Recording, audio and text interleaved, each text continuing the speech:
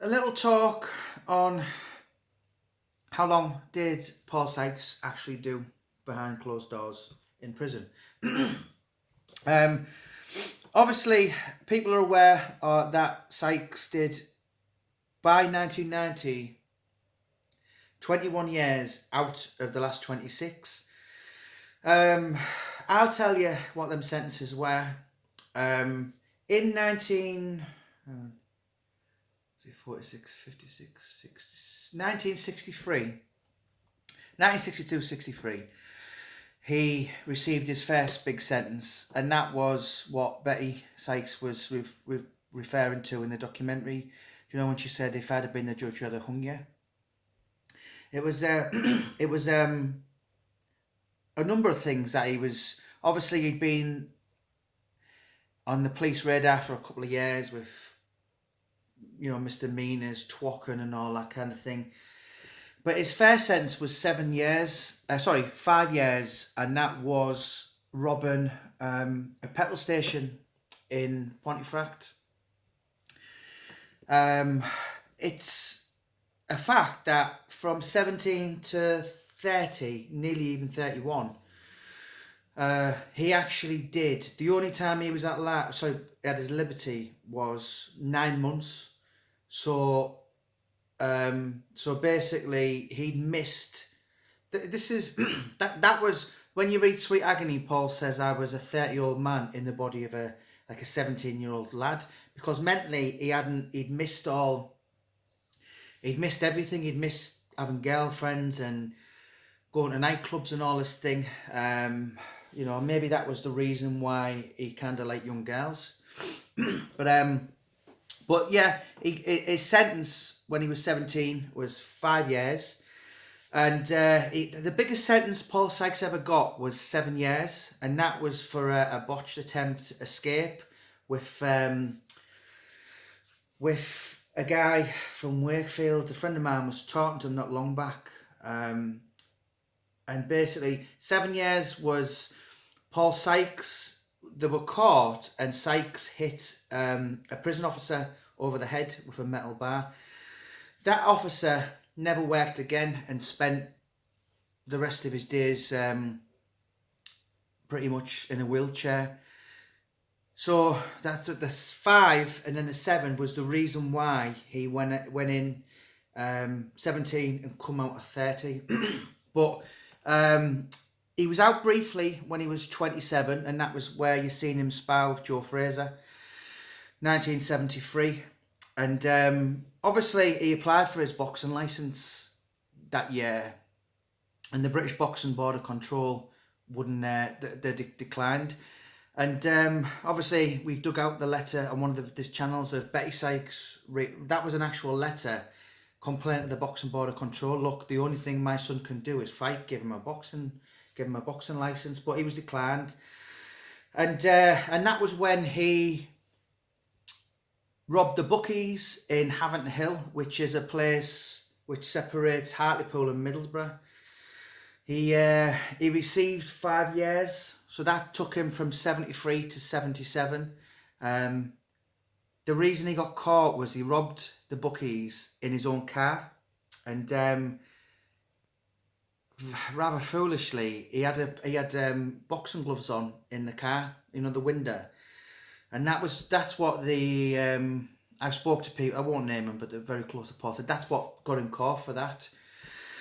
So he come out 77. So obviously that was the sentence there. Come out, fought as a professional. 78, 79. Had his last fight March 1980, a month before I was born.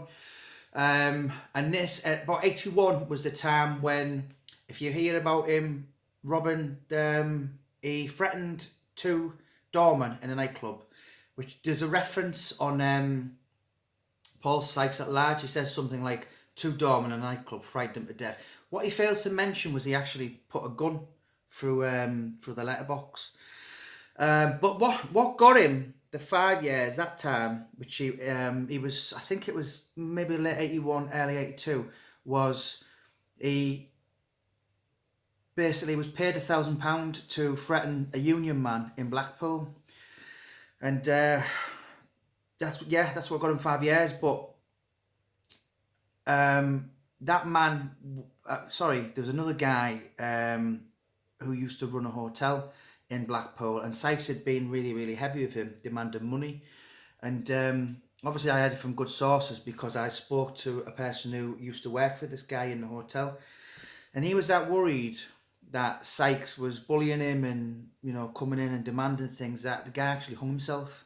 But that was Sykes away again. He was in Strange Ways in 1982, Long Lartin 82, 83. What else was there? There was So basically that was him, and he got out early. So from 90, so he got out 84, and he was only out.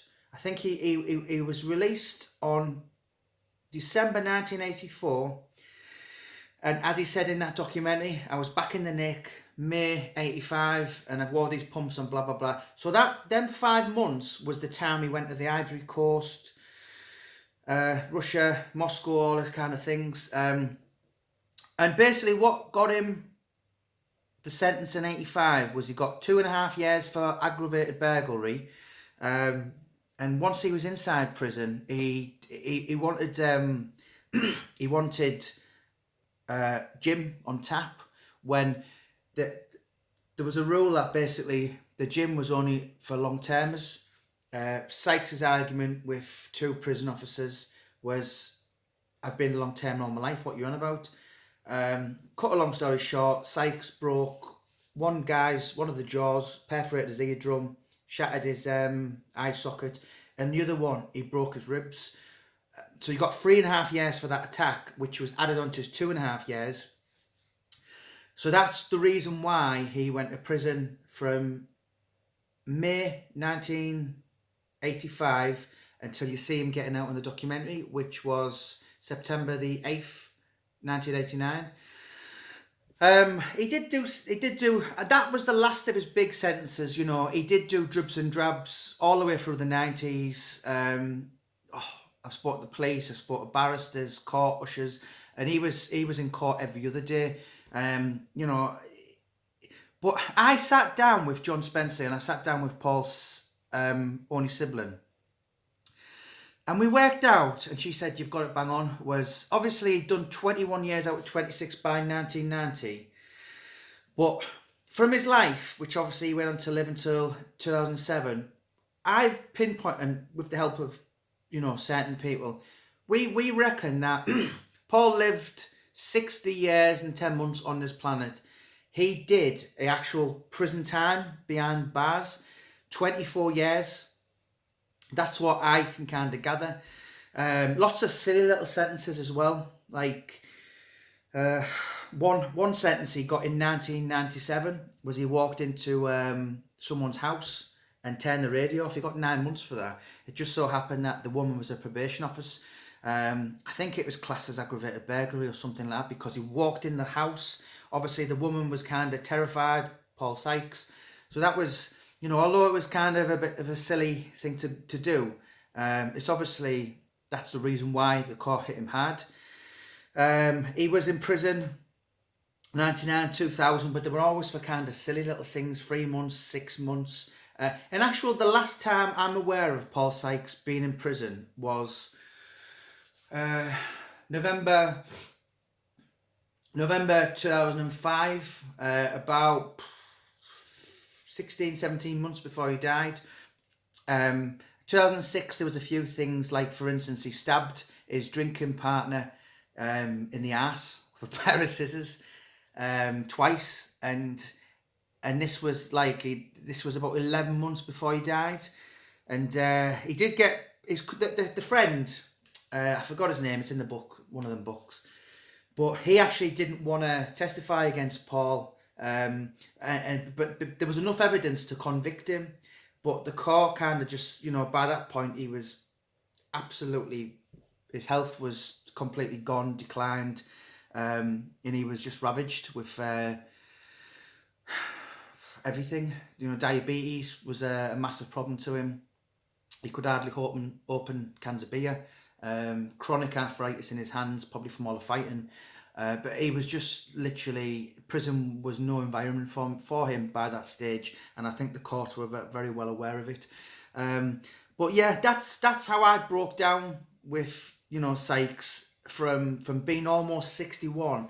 The guy actually did 24, 24 and a half, maybe at a push, behind the door, and the experts say that, I mean, I had this conversation with Chris Lambrianou, member of the Craze.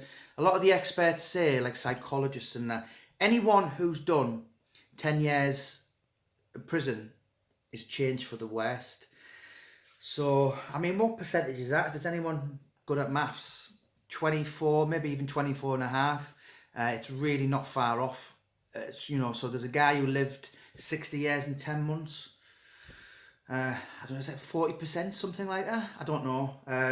But that was the prison, and it always astounds me when the biggest sentence Paul Sykes ever got was 7 years, a couple of 5 years, and people talking about the prison, the sex inside, which was he a rapist? Wasn't he? Listen, I've spoke to people. I spoke to his son when I went inside to Dovegate Prison to interview him, and he said to me, he said, if our dad was here, he would openly admit he had sex with men. But rape is another thing, and as I've spoken to many of the authorities in West Yorkshire, one guy from the top chief for Wakefield Police, who I put in final agony, he was anonymous. I couldn't put him in, but he basically seen Sykes's prison record many times. It was huge. It was very impressive. I think something like 231. A lot of them were like misdemeanors, like getting caught pissing in the street, drunk and disorderly. Phenomenal. But he said, you know what? As a fact, listen, I'm dealing in facts. I'm not someone who wants to glorify him, but there wasn't one conviction for anything like that. Did it happen? Absolutely. Of course it did, sexual. Delroy said to me what he would do, he'd kind of seek out girly geezers, and it was not something he would really talk much about, but it did happen, and each to their own. I don't think there's certainly no issue over did he indulge in sexual activities of men? Absolutely, 100%. But actual rape and these stories of dragging him in a cell and screws, absolute nonsense in my opinion. As I said, I've spoken to prison officers, several over the years, Wakefield Police, and there's no facts. There's no facts for that, so that's just a fact. But I hope that makes a little bit of sense to you, that I've obviously researched and spent a bit of time and broke down how much time in prison did that man do. And it's not as if he was like a major successful criminal. He was no kind of bank robber. You read about the Roy Shaws doing successful blags and all this, and back in them days, Sykes was very silly. Delroy said to me once, he said, basically, so many times we'd be out having a great time, great atmosphere, and the pub would be vibrating, positive mood, and Paul would just turn up and just couldn't help himself, and before he knew it, he just laid someone out and flattened him, and obviously he's had to scarp her, and he just let himself down, and he just could not help doing silly things, and that's why the guy ended up doing so much prison. So yeah, I hope I've explained a few things on actual, you might have heard this and that. That's actual what his big sentences were for. And yes, the end of his life, he was always in trouble. And many a times he would do a month here and 28 days there and break his bail and go in. And many times, it was really interesting. One guy, probation officer, said to me, one day I was opening the office and I seen Paul Sykes come to the door, and he said to me, look, I've breached my bail, I'll be no trouble, just take me back in. I think that was about 2004. And he said basically he actually wanted to go in prison back in Armley, it was, because he was sick of having the shit kicked out of him by the young kids of Wakefield, living on the street. You know, so it's very, very sad. And I think this is why that organisation, I forgot off the top of my head, but it is in one of the books, their actual went out the way to start looking after him from 2005, 2006. And yeah, maybe give him a little bit of, because he should have, there's no doubt he should have been took off the street years ago. I always refer to the millennium as being Paul Sykes' moment. He went from Cinderella back into rags. And obviously when his parents died, both of them, back of 98, Kath left him 99, he just went downhill, downhill, downhill. Was in Stanley Royd 2001. At times he did try and really give up alcohol, had the pellets in him, inserted in him what George Best had, which if he touched alcohol, it would have made him violently sick. But, you know, 2001 was the start of, and he was still, you know, obviously you've seen him at the end, but he was still an impressive, he would have beat up most people. But I don't think he really, I mean, that picture you've seen when Paul Sykes, when he has the 8 quarts and he's got the jazz hands outside car, that was took in November 2004. So that gives you a little insight to how bad his life got, because you look at that picture and you think, he couldn't get any worse, but he did. You know, he actually went on to live for another 2.5 years after that. And believe me, he did, you know, could hardly walk at the end. He would kind of walk hunched over. Many people will be watching this now from Wakefield. They think, yeah, I totally remember that. But he never lost his weight. And it must have been about a year before his death. One guy said to me, he said, I was just opening my tattooist, my shop. And I seen Paul Sykes there. And obviously, since the book and the films are going to happen, Sykes is known all over now, particularly obviously my work the last nearly decade. But back then he was just part of the furniture. You know, he was like the cathedral. He was like looking at Thump. He was just Paul. And he turned to Paul Sykes, who was stood there kind of swaying. And he said, what the fuck are you looking at? You has-been. And Sykes was sat there drinking a can. Tennent's was as usual. Special brew, sorry, that was it. And then them cans, because his hands were so big, even when he was an old man, he was frail, skinny, massive guy, loads of coat on, but he just seemed to have these big shovels, really long arms, and his hands that were just like down his legs to his knees. And he just looked at the guy when he said, who are you looking at? You fucking has-been. And Sykes went, better a has-been than a never was-been.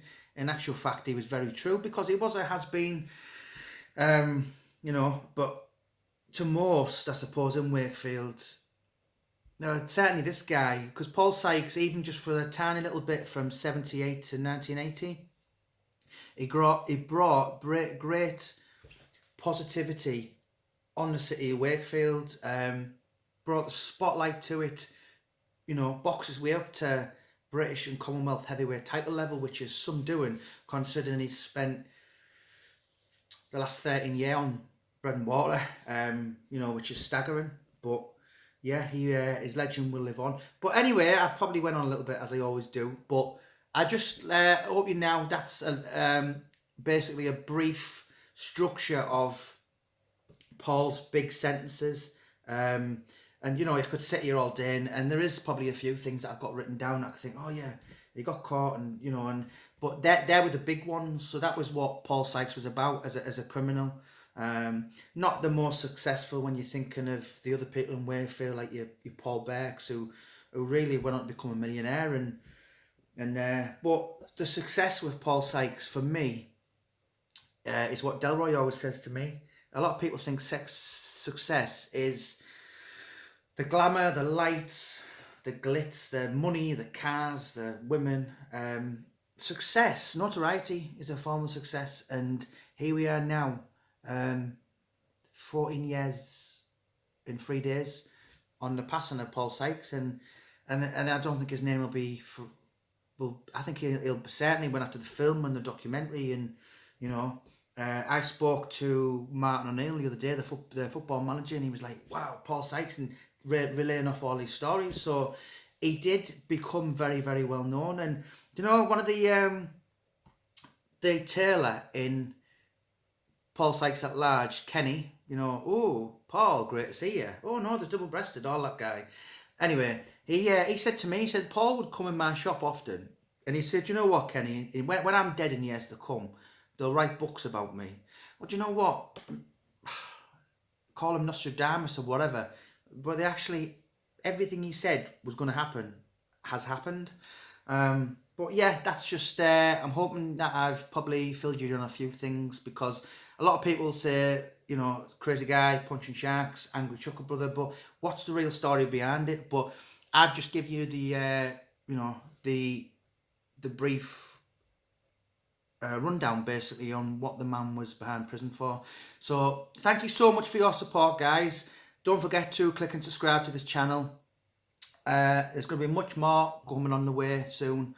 We're going to be getting a film update in the next, I think it's tomorrow actually, from Western Edge Pictures. So there's going to be more on the Paul Sykes journey. Thank you. God bless.